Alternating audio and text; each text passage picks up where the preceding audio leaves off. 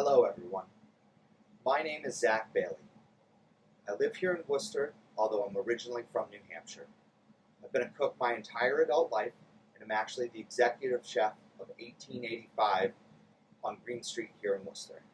Today, to let you know a little bit more about who I am, I'm going to tell you about an experience that helped make me into the person that I am today. From the moment we are born, we begin a lifelong process called self-development. It is not an easy process and can and should be a forever journey to discover the kind of person that one would like to be. I am a firm believer that every day we wake up and get to choose who we are. Although working on oneself is at its core a conscious effort, there are times when an outside event can be instrumental in changing our views and perspectives on the world, our place inside of it, and shifting one's priorities.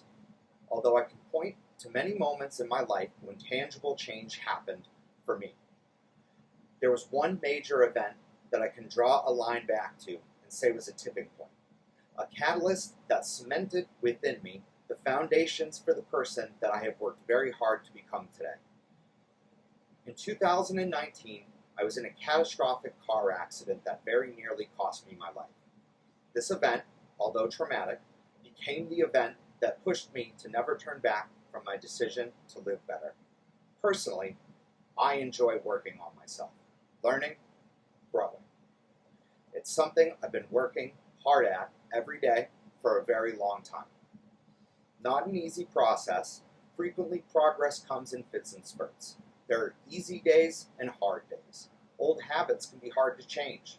I struggled immensely with mental health and alcohol substance abuse issues through my late teens and early 20s.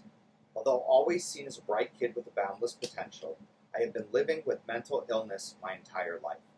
As far back as my memories go, I recall living with the specter of severe ADD and bipolar disorder, and could not name a time or age in which I have not been riding the roller coaster of severe manic and depressive mood swings. The further into my teens I got, the harder it became to try and hold myself together as a functional human being. By my early mid-20s, I was literally killing myself with alcohol, trying to self-medicate. My relationships were falling apart with my friends and family, and I was in tremendous physical and emotional pain. By the time my late 20s were coming to a close, I had reached a breaking point. I felt I could not continue the way I had been and started making whatever changes I could to try and improve my circumstances. It was shortly after this decision that I was in the accident and everything changed for me.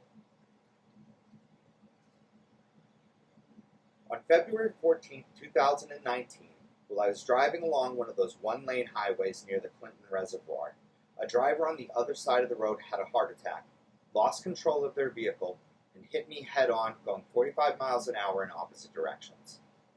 That's like hitting a wall going 90. As the car swerved into my lane, I had just enough time to experience the horror of what was about to happen. On impact, I was knocked unconscious. I came to as the dust was settling. Pinned to the driver's seat by the steering column that had stopped just shy of full-on crushing me, and with the wind knocked out of me, I remained trapped in the vehicle by the crumpled doors as I tried to process what was happening and gasped for air with lungs that would not work.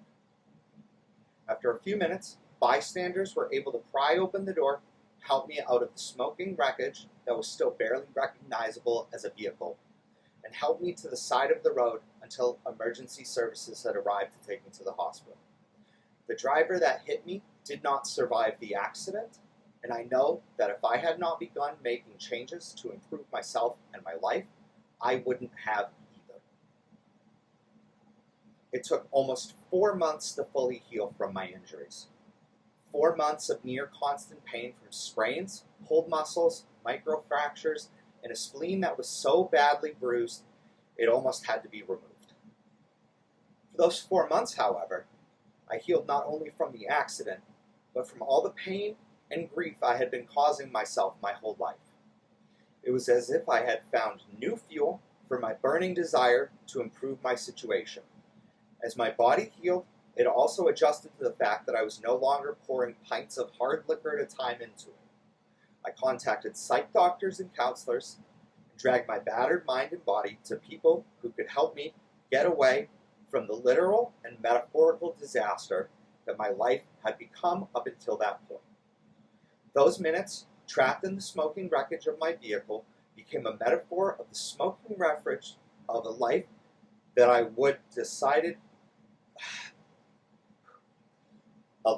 had decided would never be trapped in again. This one event in my life changed everything for me. Change is not easy, and it is a process that you must commit to. To wake up every day and say to yourself, I want to be a better person. To make that kind of commitment, though, one must have purpose, and this traumatic accident gave me that purpose. Having decided to live a better life and to have been spared the loss of that life made it unacceptable to me to fail in my journey. I had a lot of work left to do on myself from that point on, but after that event, that catalyst was the moment I truly left behind the person I used to be to build myself into the person that I am today. Every so often in life, all it takes is one moment, and that can change everything.